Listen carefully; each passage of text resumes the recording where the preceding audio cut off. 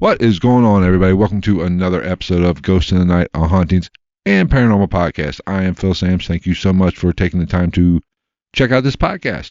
Today we have a story that was submitted by Andrew Dexter of his time spent at Gladstone Villa. You're definitely going to check this out, so stick around.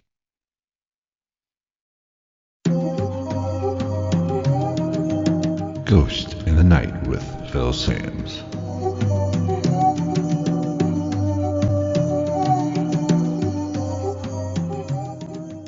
This story was submitted to me by Andrew Dexter, so let's just go ahead and hop right on in and see what his story is. My family and I lived in a property called Gladstone Villa in the former mining town of Bargoed, which is in South Wales. From 1968 to 1978, we experienced activity that simply defied rational explanation, such as lights going off and on. We witnessed electrical cables being pulled, and my grandfather Bill claimed to have had glass bottles thrown towards him as he entered the main bedroom, missing him only by several inches. I didn't personally see this myself, but I still recall the time he came from that room with broken bottles in his hand and told us what happened. These sightings were rare and only seen occasionally.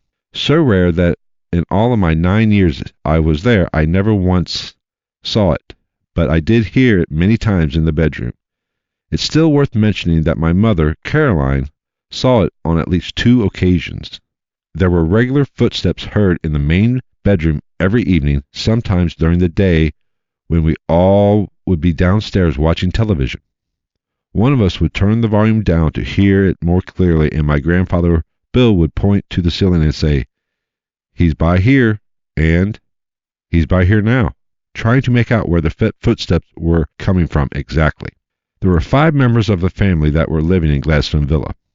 My maternal grandfather, William Higgs, known as Bill, to family and friends, a retired miner. He was a short, bald man who liked nothing more than to listen to his country and western LPs, Johnny Cash, Glen Campbell, and so on. He also liked westerns on TV that starred John Wayne and Clint Eastwood.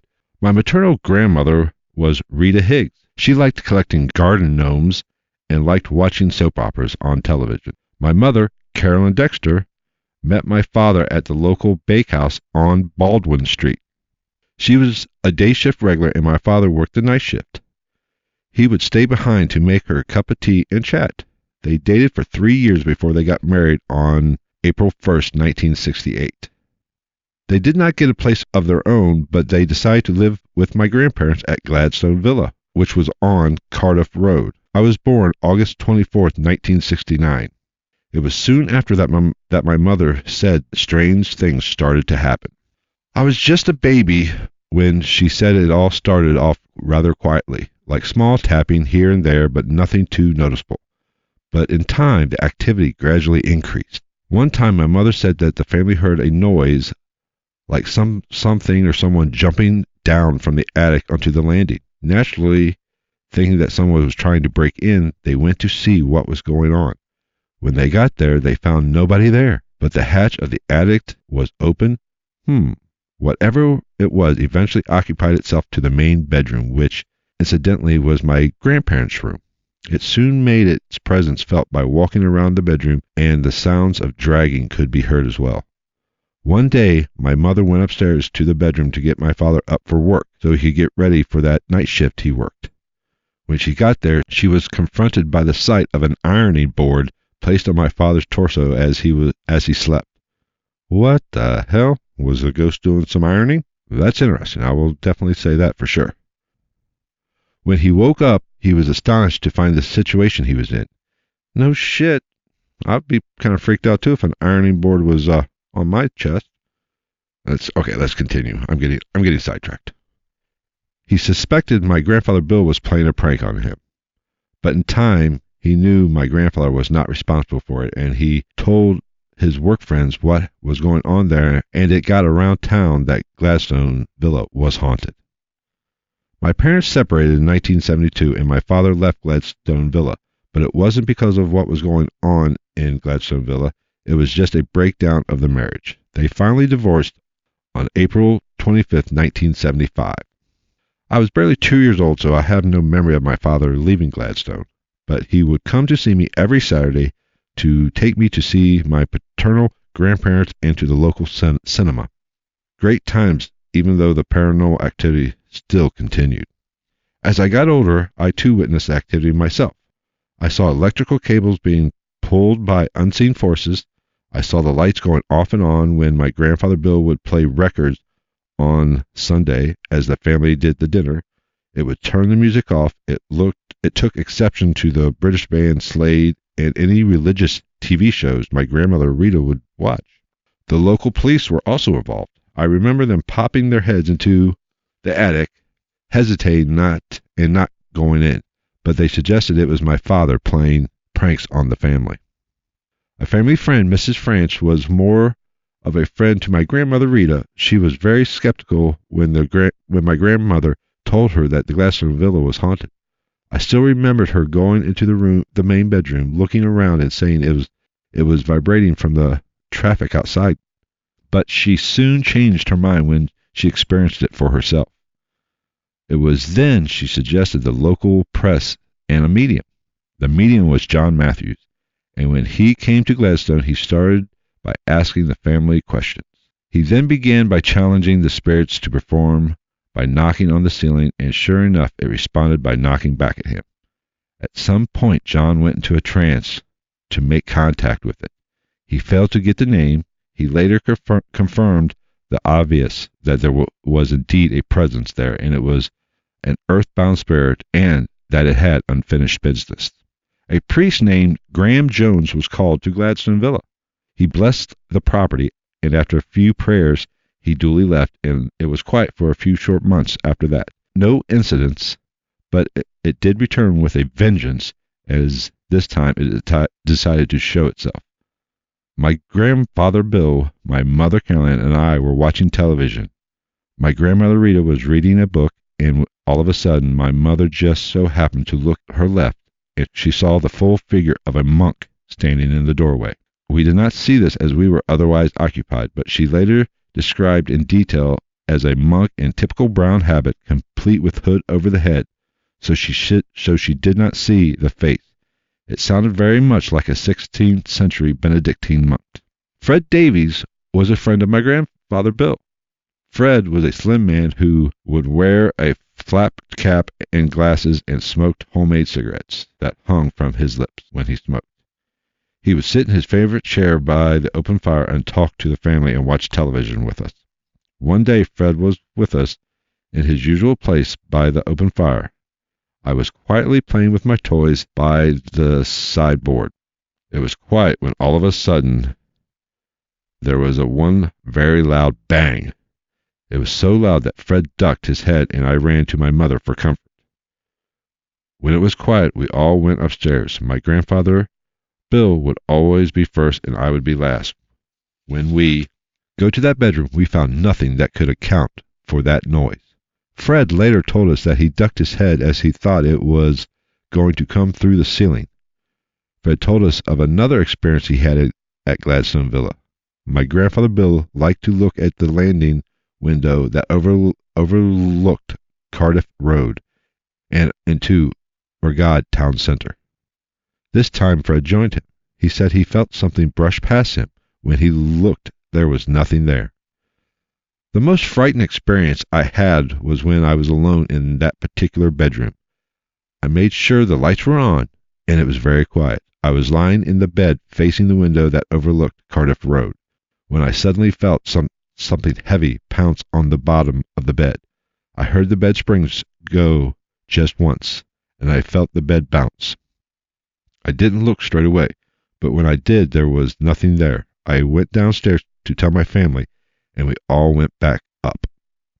We saw distinctive paw marks on the bed, like that of an animal.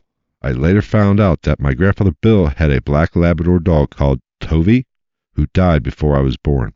My grandfather Bill and mother Caroline claimed to have heard a baby crying. I did not hear it at that time. I took very little notice of what they said. The activity got so bad that my mother, grandmother, and I slept downstairs with the lights on. It was only my grandfather Bill who was supposedly brave enough to sleep there. It was then that he himself had yet another experience. He told us that he was lying in the bed when all of a sudden he couldn't move. He couldn't even shout out to us for help. This could have been sleep paralysis, but he said he had something in the room with him. My grandmother Rita had her own experiences. One day she went upstairs into the room to get my grandfather up when she saw the boiler door open wide by itself. She didn't stay there to see what it was. She rushed out of the room. On another occasion, she said that she had the sensation of something pulling from under her foot. We had the ghost for so long that my grandmother Rita gave it a pet name. She called him Johnny, and my grandfather Bill would shout out the name to provoke a reaction, but nothing would happen. Apparently he didn't like the name Johnny. Mrs. Francis' son, Charles, got to hear about what was going on at Gladstone Villa, and he came along with some friends and with my family's permission. They went into the bedroom, frightened one of the friends, and to this day, one of his friends still says it was a spooky place. My mother Caroline had an operation on her foot and ended up on crutches to support her. The local nurse would tend to her foot. My mother sat on the chair when the nurse came this day, and the nurse knelt down to tend to her. As she told my mother not to hold her, my mother looked at my grandmother Rita in amazement, as she was not holding the nurse at all. My mother made her own conclusions that it was Johnny, the ghost that was holding her. The only time I heard the ghost being vocal was a time when we were all in the room. One of us wanted to use the bathroom, and we couldn't get in there. My grandfather Bill said, "He's behind there." I heard quite distinctly the sound of Gregorian chants, and that was it. Nothing more. We left in the summer of 1978 when two local businessmen bought the property, and Gladstone Villa was eventually converted into a small hotel, and its name changed to Red's Park Hotel. On the night before we moved, there was one vital incident we experienced, as if it knew we were going, and that was its way of saying goodbye. My mother, grandmother, and I got ready to go to sleep. The light was still on, and then we heard the doorknob turning, as if someone was trying to get in. At first, I naturally suspected my grandfather Bill, as he was the only one who slept upstairs in that room, and we thought it may have been him playing a prank. I called out to him, but there was no answer. No laugh that would give him away. We then heard our belongings that were packed in the hallway being thrown around. The next day, we asked my grandfather Bill if he was playing a joke on us. He insisted it wasn't him, and to this very day, I believe him. I had my 40th birthday at Red's Park Hotel in August of 2009 for old time's sake, and it was the female staff that told me about the ghost, and I told them about what happened to me there over 30 years ago. The staff told me of their own personal experiences, lights going on and off. The odd sighting in room 5, a bride in white was seen. Again, as with the claims of the baby crying, that made no sense to me at the time. I did the research the property and the Cardiff Road area, and I found out some very interesting things indeed. I found out that Gladstone Villa dates back to 1900, and it was named after the former British Prime Minister William Gladstone. I discovered the previous people that lived there, the Kimmitt family in 1924, the new married couple Michael and Evelyn Kimmitt, and a son named Elvin Kimmitt. He died at the property just 4 months old, according to the archives of the Cardiff newspaper, the Western Mail.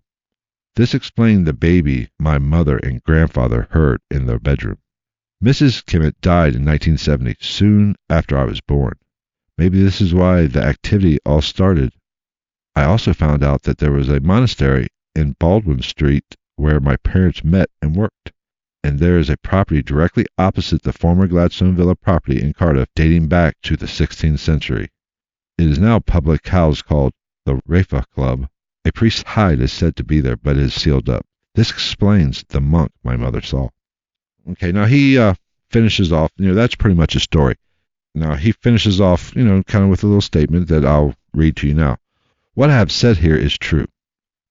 I wouldn't share this if I couldn't possibly back this up, and I have used real names as I have nothing to hide, and all I have said can be verified by the family of those people I mentioned. Sadly, some of the people I have mentioned are no longer with us. I challenge my hardened skeptics and firm non-believers that I can assure them that they will indeed certainly question their belief system. Of this, I have no doubt at all whatsoever. All right, let me kind of give my thoughts on this particular story. This it's an interesting case, and it's a common case. I'm not shocked by any of the experiences that he stated he had at this particular location. It's fairly common. A lot of things were really interesting. I mean, he did his research, and to kind of justify his experiences he had there. And naturally, when he submitted the story to me and I read it, naturally I did check it out and kind of Google search it and see what I could find out about this Gladstone Villa. Now, it is a place. It is a place for sure. And the Reds Park Hotel, that is up and running. You can Google that and find it. They have a Facebook page, so it is a legitimate place. So, as for his story, it's a personal experience. I can't validate or disprove it. It's his story. He experienced it. If you listen to this podcast, I'm always stating the importance of personal experiences. He had these experiences, so it's not my place to, say he's full of shit or not full of shit. I think it's a credible story. It's very interesting. I know a lot of my situations, kind of run parallel.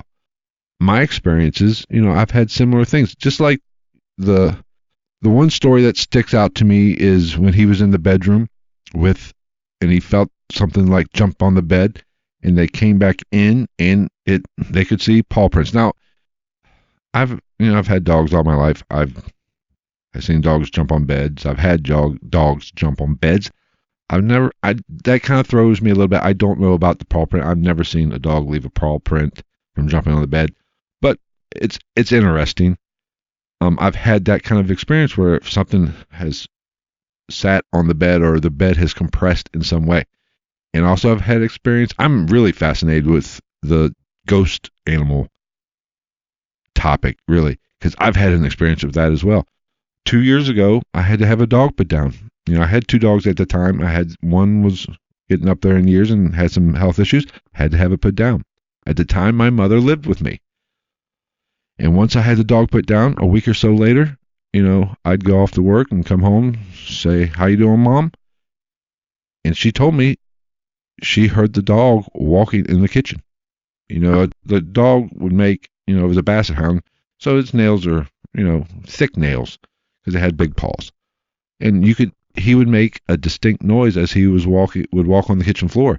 She heard that sound from the other room. That she wasn't in the kitchen, but she heard what sounded like a dog's paws walking across the floor of the kitchen. So was that my dog coming back saying hi? Now I never experienced it, but I'm fascinated by animal spirit type experiences.